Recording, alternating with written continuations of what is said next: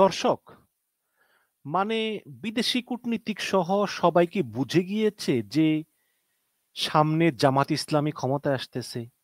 আমরা ইতিপূর্বে পূর্বে বিশেষ করে জাস্ট গত সপ্তাহে আমরা দেখেছি যে একের পর এক বিভিন্ন রাষ্ট্রদূতরা আসতেছেন বিভিন্ন দেশের। তারা জামাতের আমিরের সঙ্গে বৈঠক করেছেন, ইউরোপিয়ান ইউনিয়নের বিভিন্ন রাষ্ট্রদূতরা বৈঠক করেছেন, চীনের করেছেন, সিঙ্গাপুরের করেছেন, তারপরে ব্যবসায়ীরা বৈঠক করেছেন জামাতের আমিরের সঙ্গে। এবং এই বিষয়গুলো কিন্তু থেমে নেই। এবং আমি ভারতের বিভিন্ন সাংবাদিক মহলে আলোচনা করে জেনেছি যে ভারত আসলে বিএনপির প্রতি হতাশ। তারা এখন জামাতে ইসলাম ক্ষমতায় এলে কি প্রস্তুতি নেওয়া যাবে, বাংলাদেশের সঙ্গে সম্পর্ক কি হবে, এটা নিয়ে মোটামুটি ভারতও ভাবনা চিন্তা শুরু করে দিয়েছেন। যদিও ভারত খুবই চিন্তিত যে আসলে বিষয়গুলো নিয়ে কিভাবে ডিল করতে হবে।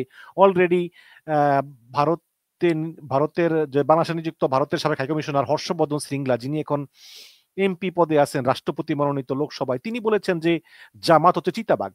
চিতাবাঘ কখনো তার গায়ের রংটা পরিবর্তন করতে পারে না, জামাত ইসলামও তাই। সুতরাং ভারত যে আসলে খুব একটা চিন্তায় আছে যে জামাত ক্ষমতা এলে সম্পর্ক কি হবে বাংলাদেশের সঙ্গে, এটা নিয়ে কোনো সন্দেহ নেই। এবং এটা আমি বিভিন্ন বুদ্ধিজীবী মহলে, ভারতের বিভিন্ন সাংবাদিক মহলে কথা বলে মোটামুটি আমি কনফার্ম। এবং আজকের আরেকটা খবর সেটা হচ্ছে যে আপনাকে ছবিটা দেখাই।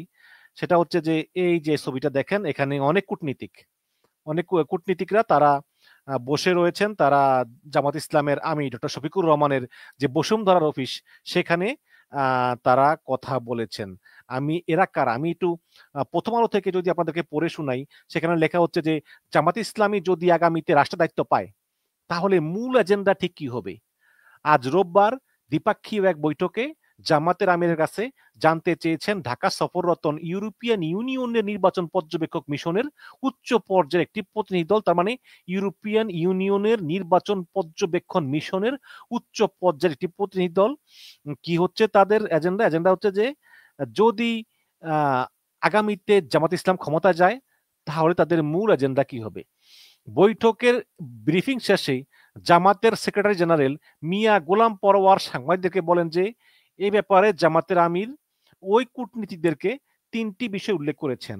এক হচ্ছে দেশের শিক্ষা ব্যবস্থাকে নৈতিকতা, উৎপাদনমুখী, কারিগরি দক্ষতা, বৈষয়িক এবং মানবিক এই সব দিক থেকে যাতে নাগরিকেরা যোগ্য হতে পারে সেই ধরনের শিক্ষা ব্যবস্থা গ্রহণ করা হবে।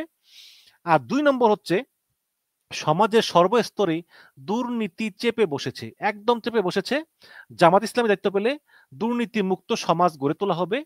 আর তৃতীয়ত হচ্ছে সামাজিক ন্যায় বিচার, সোশ্যাল জাস্টিস প্রতিষ্ঠা করা হবে। এই প্রসঙ্গে ইউরোপিয়ান ইউনিয়ন প্রতিনিধি দলকে জামাত আমির আরো বলেন যে বিগত ১.৫ যুগে গণতন্ত্র দমন, গুম খুন, বিরোধীদের উপরে দমন পীড়ন, বিশেষ করে জামাত ইসলামের সাংবিধানিক এবং গণতান্ত্রিক অধিকার প্রয়োগ করতে দেওয়া হয়নি হাসিনার আমলে। তিনি বলেন জামাত ইসলামী ফেব্রুয়ারি জাতীয় নির্বাচনে অংশগ্রহণ করতে প্রস্তুত, তবে শর্ত হচ্ছে জুলাই সনদের আইনি ভিত্তি প্রদান করে সে আলোকে নির্বাচনটা অবশ্যই অবাধ, সুষ্ঠু এবং গ্রহণযোগ্য হতে হবে। যাই হোক, তিনি পিআর এর কথা বলেন নাই। উচ্চ পর্যায়ের ইইউ প্রতিনিধি দলটি দুপুরে জামাতের আমির শফিকুর রহমানের সঙ্গে তার বসুন্ধরার কার্যালয়ে সৌজন্য সাক্ষাৎ করেন। এর আগে সকালেই বাংলাদেশে নিযুক্ত স্পেনের রাষ্ট্রদূত গ্যাব্রিয়েল সিন্তিয়াগো ওচোয়া ডি চিনকেরেও জামাতের আমিরের সঙ্গে সৌজন্য সাক্ষাৎ করেন। দেখেন আপনি। তো এখানে জামাতের সেক্রেটারি জেনারেল আরো বলেন যে ইইউ প্রতিনিধি দল জানিয়েছে যে আসন্ন সংসদ নির্বাচন ঘিরে রাজনৈতিক দল ও অংশীজনের সঙ্গে মত বিনিময়ই তার সফরের মূল উদ্দেশ্য। তারা ৬৪ জেলায় পর্যবেক্ষণ কার্যক্রম পরিচালনার চিন্তা করতেছে এবং প্রতি জেলায় একজন করে প্রতিনিধি পাঠাবে এবং নির্বাচন শেষে তারা পর্যবেক্ষণের বিস্তারিত রিপোর্ট তারা আবার জামাতের আমিরের কাছে দিবে। কেন তারা জামাতের আমিরের কাছে দিবে, হয়তো বিএনপির কাছেও দিবে, আমি জানি না। বাট জামাতের আমিরকে যে সবাই খুব গুরুত্ব দেওয়া শুরু করেছে এতে কোনো সন্দেহ নাই। আপনারা দেখেন যে এই বৈঠকে টিম লিডার ছিলেন electoral and political expert Mette Bakken, legal expert Manuel Wally, deputy head of delegation to European Union delegation to Bangladesh Baiba Zarina, তারা উপস্থিত ছিলেন। তো এখন স্পেনের রাষ্ট্রদূত তো বললাম যে তিনিও সাক্ষাৎ করেছেন এবং সাক্ষাৎ করে বাংলাদেশ এবং স্পেনের ভিতর দ্বিপাক্ষিক অর্থনৈতিক সম্পর্ক উন্নয়ন অগ্রগতি এগুলো নিয়ে আরো আলোচনা করেছেন। এবং শুধু কি তাই, এই বাংলাদেশ নিয়ে কিন্তু একটা নয়া সমীকরণ শুরু হতে যাচ্ছে। এই বাংলাদেশ নিয়ে বিদেশিদের অত্যন্ত আগ্রহ, বিশেষ করে পশ্চিমাদের খুবই আগ্রহ লক্ষ্য করা যাচ্ছে। নয়া দিগন্ত একটা খবর দিয়েছে, খবরের শিরোনাম করেছে যে নয়া বাকে বিদেশ সম্পর্ক। বলেছে যে চীনের মানে চীন অন্তর্বর্তীকালীন সরকারের সঙ্গে শুরু থেকেই স্বাভাবিক সম্পর্ক বজায় রেখেছে এবং ভোটে জিতে যে দলই আসুক না কেন বৈদেশিক সম্পর্কে হাসিনার আমলে গত 16 বছর আমরা যা দেখেছি তার থেকে অনেক পরিবর্তন আসতে পারে। এবং এই রিপোর্টের অনেক বড় রিপোর্ট বা এই রিপোর্টের মূল কথা হচ্ছে যে যুক্তরাষ্ট্র, যুক্তরাজ্য, জার্মানি, ফ্রান্স, অস্ট্রেলিয়া, চীন, পাকিস্তানের বেশ কয়েকজন কূটনীতিক তারা বলেন যে গত 16 বছর বাংলাদেশে অনেকটা এক পেশে বৈদেশিক সম্পর্ক চালিয়ে গিয়েছে। যেমন ভারত আমাদের বন্ধু, চীনও আমাদের বন্ধু, এর বাইরে কারো দরকার নেই। কিন্তু এখন এই ভোট পরবর্তী নতুন যে সরকার আসবে তাদের পাশাপাশি সামরিক এবং বেসামরিক প্রভাবশালী মহলগুলোর বৈদেশিক সম্পর্কের অগ্রাধিকারে কি কি পরিবর্তন হতে পারে এটা তারা বুঝতে তারা নিয়মিত মানে প্রায় প্রতিদিনই তারা রাজনৈতিক, সামরিক, বেসামরিক, বাণিজ্যিক মহলের নেতৃস্থানীয় ব্যক্তিদের সঙ্গে নিয়মিত কথা বলছেন। আনুষ্ঠানিক আলাপ ছাড়াও প্রায় প্রতিদিনই হঠাৎ ডাকা অনেক বৈঠক হচ্ছে। দেখুন, এই কূটনীতিকদের কাজ কিন্তু এটা না, বাট তারা কিন্তু এটা করতেছে যে প্রতিদিনই বিভিন্ন সেক্টরের বিভিন্ন লিডারদের সঙ্গে কথা হচ্ছে এবং হঠাৎ হঠাৎ করে ডাকা অনেক বৈঠকও হচ্ছে। এই বৈঠকে তারা বোঝার চেষ্টা করতেছে যে আসলে বাংলাদেশটা কোন পথে যাচ্ছে। তারা বলতেছে যে বৈদেশিক সম্পর্কে 16 বছর যে হাসিনার যে প্রবণতা ছিল এটা অনেকটা পরিবর্তন আসতে পারে।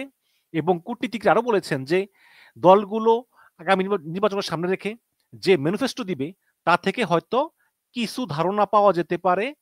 আর নির্বাচনের পর নতুন সরকারে পররাষ্ট্রমন্ত্রী কে হবেন, পররাষ্ট্র সচিব কে হবেন, মানে এরকম গুরুত্বপূর্ণ মিশনগুলোয় রাষ্ট্রদূত পদে পরিবর্তন আনা হবে কিনা ইত্যাদি ইঙ্গিতেই মিলবে যে বৈদেশিক সম্পর্ক আসলে কোন পথে যাবে।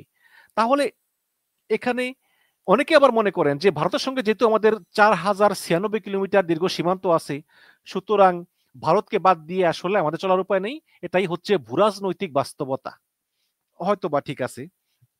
তবে অনেকে আবার মনে করেন যে অনেক কূটনীতিক যে নতুন সরকারের জন্য অপেক্ষা ভারতের দিক থেকে কোনো ভালো কৌশল না। যেমন ভারত এখন মনে করতেছে যে ইউনূসের সঙ্গে আমাদের সম্পর্ক দরকার নাই, নির্বাচনের পরে আমরা সম্পর্ক স্থাপন করবো, কিন্তু এটা আসলে ভারতের জন্য অনেক ক্ষতি হচ্ছে, কিন্তু এই ক্ষতিটা মেনেও ভারত আসলে এটা করতেছে। এই তবে দর্শক, উপরের আলোচনা আমি দেখলাম যে বাংলাদেশ নিয়ে ইউরোপিয়ান ইউনিয়ন, আমেরিকা, তারপরে পাকিস্তান, চায়না এদের যথেষ্ট আগ্রহ আছে এবং এই সব আগ্রহর মূল কেন্দ্রবিন্দু হয়ে যাচ্ছে এখন জামাত ইসলাম।